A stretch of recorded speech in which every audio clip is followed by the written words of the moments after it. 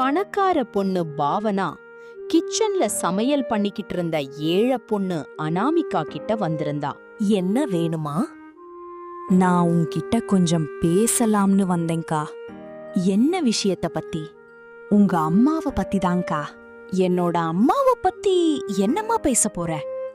ஆமா, என்னாச்சு?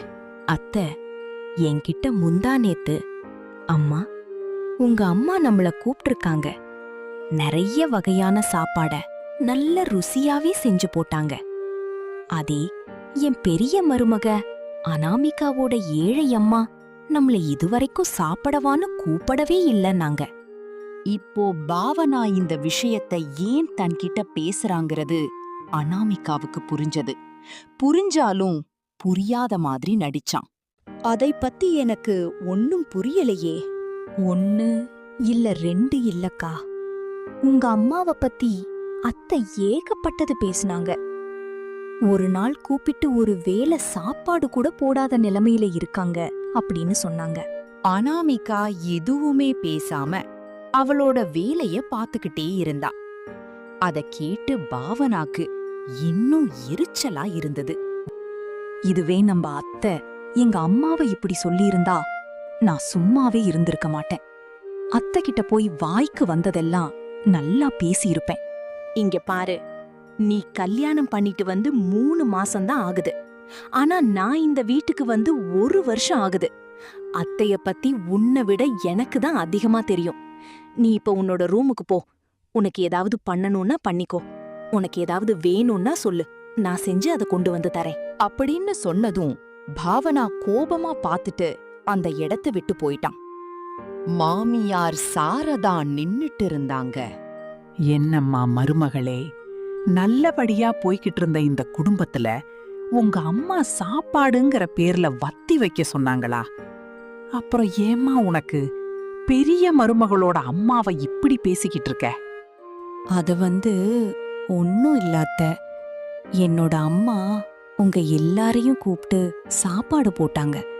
அதுவும் நல்ல ருசியா போட்டாங்கல்ல. உங்க அம்மா போட்டாங்க, அதுக்காக அனாமிகா அம்மா போடணும்னு ஏதாவது அவசியம் இருக்கா? ஏழைங்களுக்கு அவசியம் இல்லைதான் அப்படின்னு சொல்லிட்டு பாவனா அங்கிருந்து போயிட்டான். மாமியார் வீட்டு மாடியில நின்னுக்கிட்டு அனாமிகா போன்ல பேசினா. அவ போன்ல பேசிட்டு இருந்தது அவளோட அம்மா சுஜாதா கிட்ட. என்னம்மா சொல்றீங்க? என்னோட அத்தை போன் பண்ணி நாளைக்கு ஞாயிற்றுக்கிழமை நம்ம வீட்ல சாப்பிடுறதுக்காக வரேன்னு சொன்னாங்களா? ஆமாம்மா, சம்மந்தி அம்மா அப்படி சொன்னதும் ஒரு நிமிஷத்துக்கு எனக்கு கை கால் எதுவுமே ஓடல. என்ன பேசுறதுன்னு கூட புரியலம்மா. மௌனமா இருக்கேன். ஆனா அத்தை என்கிட்ட எதுவுமே சொல்லலையம்மா. என்னம்மா சொல்ற? இப்ப நான் இதை எப்படிமா எடுத்துக்கிறது? சம்மந்தி அம்மா என்கிட்ட தமாஷ் பண்றாங்கன்னு எடுத்துக்கிறதா, இல்லனா உண்மையிலேயே நம்ம வீட்டுக்கு வரப்போறாங்களா? விருந்து வைக்க சொல்லியிருக்காங்களே. இப்ப நீ என்ன என்னம்மா செய்ய சொல்ற? அவங்களையே போய் கேளுமா. நாளைக்கு தானே ஞாயிற்றுக்கிழமை. ஒருவேளை வராங்கன்னா உங்க அப்பா வந்ததுக்கு அப்புறம் சந்தைக்கு போய் எல்லாத்தையும் வாங்க சொல்லணும் அப்படின்னு சுஜாதா. அனாமிகாவுக்கு ஒன்னும் புரியல. பொருள் வாங்குறதுக்கு பணம் வேணும் இல்லம்மா. அப்பா எங்கிருந்துமா வாங்கிட்டு வருவாரு? அம்மா, அத பத்தியெல்லாம் கவலைப்படாத. நான் சொல்றத மட்டும் நீ செய். நான் லைன்லயே இருக்கேன். நீ உன் அத்தை கிட்ட போய் கேளுமா. சரிம்மா, நான் போய் கேக்குறேன். நீ லைன்லயே. மாடியில இருந்து இறங்கி மாமியார் மாமனார் ரூமுக்கு போனா. மாமியார் சாரதா பெட்ல உட்கார்ந்துகிட்டு பணத்தை எண்ணிக்கிட்டு இருந்தாங்க. என்னம்மா பெரிய மருமகளே, இங்க என்ன பண்ற? அது ஊர்ல இருந்து என்னோட அம்மா எனக்கு ஃபோன் பண்ணாங்க. அத்தை, நாளைக்கு ஞாயிற்றுக்கிழமை. முந்தா நேத்து வெள்ளிக்கிழமை, நேத்து சனிக்கிழமை. அப்ப நாளைக்கு ஞாயிற்றுக்கிழமை தானே? எங்க அம்மா வீட்டுக்கு நீங்க சாப்பிட வர போறேன்னு ஃபோன்ல சொன்னீங்களாமே. அட ஆமால்ல, நான் உன்கிட்ட சொல்ல மறந்துட்டேம்மா. நாங்க வரலன்னு சொல்லு. அவங்கள கொஞ்சம் பொறுமையா இருக்க சொல்லு அப்படின்னு சாரதா சொன்னதும் அனாமிகா சந்தோஷப்பட்டான். சரிங்க அத்தை, இப்பவே சொல்றேன் அப்படின்னு அனாமிகா அவளோட ரூமுக்கு போய் போன்ல சுஜாதா கிட்ட, அம்மா, அத்தை நாளைக்கு வரலையாம்மா, அப்பா கிட்ட சொல்லிடு. அப்பா கிட்ட எங்கேயும் கடன் வாங்க வேண்டான்னு சொல்லிடு. சரிம்மா அப்படின்னு சொல்லிட்டு சுஜாதா போனை வச்சுட்டாங்க. அப்போ ராஜையா வீட்டுக்குள்ள வந்தாரு. போன்ல யாருமா? நம்ம பொண்ணுதாங்க. என்ன சொன்னா? நாளைக்கு சாப்பிட வர்றாங்களா இல்லையாமா? வரலன்னு சொல்றாங்கங்க. என்ன சுஜாதா இதெல்லாம்? நம்ம சம்மந்தி அம்மா ஏன் இப்படி பண்றாங்க? ஒரு நேரம் ஃபோன் பண்ணி நாளைக்கு சாப்பிட வரோன்றாங்க. அப்புறம் மறுபடியும் நம்ம பொண்ணுகிட்ட சொல்லி நாளைக்கு சாப்பிட வரமாட்டாங்கன்னு சொல்றாங்க. இவங்க 2 பேரும் சேர்ந்துகிட்டு நம்ம வறுமையோட விளையாடிக்கிட்டு இருக்காங்களா என்ன? அங்க என்ன நடக்குதுன்னு நமக்கு தெரியாதுல்லங்க. நீங்க போயே கைய கால கழுவிட்டு வாங்க, சாப்பாடு வைக்கிறேன் அப்படின்னு சொன்னதும் ராஜையா எதுவுமே பேசாம அந்த இடத்த விட்டு போயிட்டாரு. ஒரு வாரம் அப்படியே போச்சு. சாரதாவோட குடும்பம் மொத்தம் பெரிய மருமக அனாமிகாவோட 7 அம்மா வீட்டுக்கு வந்தாங்க. வீட்ல பூட்டு தொங்குச்சு. என்ன அத்தை இது? நம்ம என்னோட வீட்டுக்கு வந்திருக்கோம். எனக்கு தெரியாதம்மா. உங்க வீடு பூட்டி இருக்குன்னா உங்க அம்மாவும் அப்பாவும் வேலைக்கு போயிருப்பாங்கன்னு நினைக்கிறேன். ஃபோன் பண்ணியே நம்ம வந்த விஷயத்த சொல்லுமா, அவங்க வீட்டுக்கு வருவாங்க. சரிங்க அத்தை. அனாமிகா தன்னோட அம்மா சுஜாதாக்கு ஃபோன் பண்ணா. நிலத்துல வேலை செஞ்சுகிட்டு இருந்த சுஜாதா, சொல்லுமா, எல்லாரும் நல்லா இருக்கீங்களா? அம்மா, நாங்க எல்லாரும் இங்க வீட்டுக்கு வந்திருக்கோம். வீடு பூட்டி இருக்கு. ஐயோ, எல்லாரும் நம்ம வீட்டுக்கா வந்திருக்கீங்க? சாவி ஜன்னலுக்கு பின்னாடி இருக்கு, போய் பாரு. நானும் அப்பாவும் இதோ கிளம்பி வரோம். வீட்டை திறந்து உள்ள போய் உட்காருங்கம்மா, நாங்க வந்துட்டே இருக்கோம் அப்படின்னு சொல்லிட்டு போனை வச்சுட்டாங்க. மரத்தடியில இருந்த ராஜையா கிட்ட போய் சுஜாதா விஷயத்த சொன்னாங்க. 2 பேரும் கிளம்பி வீட்டுக்கு வந்தாங்க. அனாமிகா வீட்டை திறந்த உடனேயே எல்லாரும் வீட்டுக்குள்ள வந்தாங்க. அனாமிகா கட்டளை போட்டா. எல்லாரும் அதுல உட்கார்ந்தாங்க. பாவனாக்கு அங்க இருந்த எதுவுமே சுத்தமா பிடிக்கல. இஷ்டமே இல்லாம முகம் வச்சிருந்தா.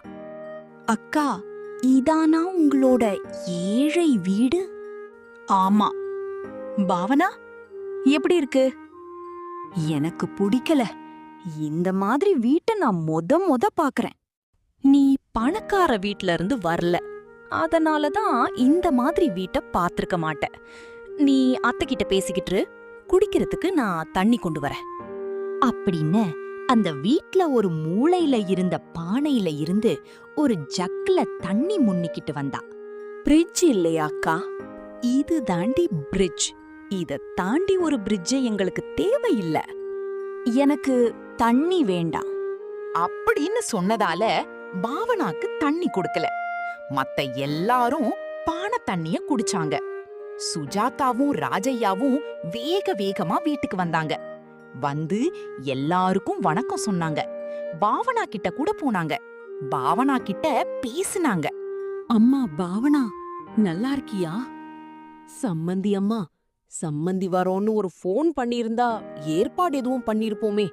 இப்படி சடனா வந்தா எப்படி? எனக்கு கை காலே ஓடல போங்க. இங்க பாருங்க, டென்ஷன் ஆகாதீங்க. வேலை செஞ்சுட்டு அப்படியே வந்திருக்கீங்க. ரிலாக்ஸ் ஆகுங்க, டென்ஷன் ஆகாதீங்க. அதுக்கப்புறமா நம்ம சேர்ந்து வேலை பார்க்கலாம். அது இல்லைங்க. இங்க பாருங்க, உங்க தங்கச்சி சொல்றாங்கல்ல, கொஞ்சமா ரெஸ்ட் எடுங்கன்னு. இப்படி எல்லாரும் சந்தோஷமா பேசி சிரிச்சுக்கிட்டு இருந்தாங்க. பாவனா எல்லாரையுமே பார்த்தான். ஒரு மாதிரி இந்த சிரிப்பு, இந்த பேச்சு எங்க வீட்ல இருக்கும்போது இல்லையே நினைச்சான்.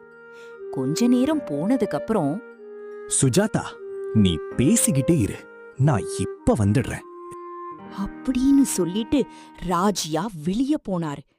இப்படி நேரம் போய்கிட்டு இருந்துச்சு. விறகு அடுப்புல சுஜாதா, அனாமிகா, சாரதா உட்காந்து சமைச்சுக்கிட்டு அந்த ஊரை பத்தி பேசிக்கிட்டு இருந்தாங்க.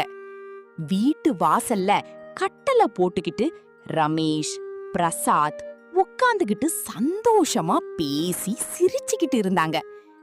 பாவனா அவங்க யாரு கூடவும் ஒட்டாம ஓரமா நின்னுகிட்டே இருந்தா. எங்க எப்படி இருக்காங்க பாரு. எங்க வீட்ல அமைதியா உட்கார்ந்திருந்தாங்க. சாப்பிடுற டைமுக்கு வெளிய வர்றது, ஹோட்டல்ல இருந்து சாப்பாட வரவழைக்கிறது, சாப்பிடுறது.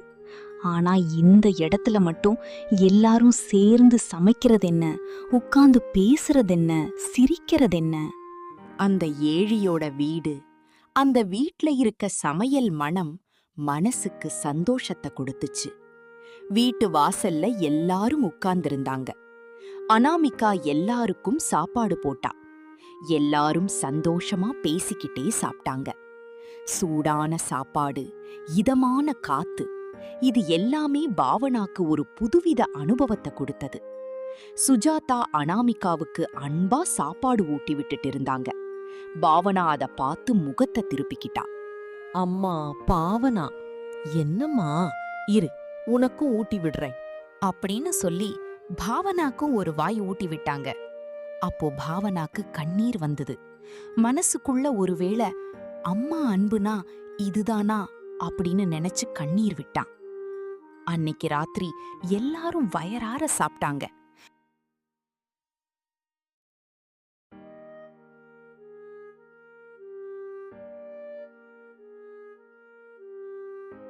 அதே வாசல்ல பாய போட்டு எல்லாரும் படுத்தாங்க. நிலாவை பார்த்துக்கிட்டே அந்த மயக்கத்துல அப்படியே எல்லாரும் தூங்குனாங்க. என்னைக்கும் இல்லாம அன்னைக்கு பாவனா ரொம்ப நிம்மதியா தூங்குனா. இப்படியே நேரம் போய்கிட்டே இருந்தது. மறுநாள் காலையில சுஜாதா, ராஜையா எல்லாருக்கும் புது துணி வாங்கி கொடுத்தாங்க. பாவனாக்கு அந்த சந்தோஷத்தை அளவிட முடியல. உடனே அனாமிகா கைய பிடிச்சுக்கிட்டு, மன்னிச்சிருக்கா, நான் இங்க ரொம்ப வித்தியாசமா நடந்துக்கிட்டேன். நீ என் தங்கச்சி மாதிரி. பாவனா, நடக்குள்ள சண்டை இருக்கக்கூடாது, அன்புதான் இருக்கணும் அப்படின்னு சொல்லி அவளை கட்டி பிடிச்சுக்கிட்டா.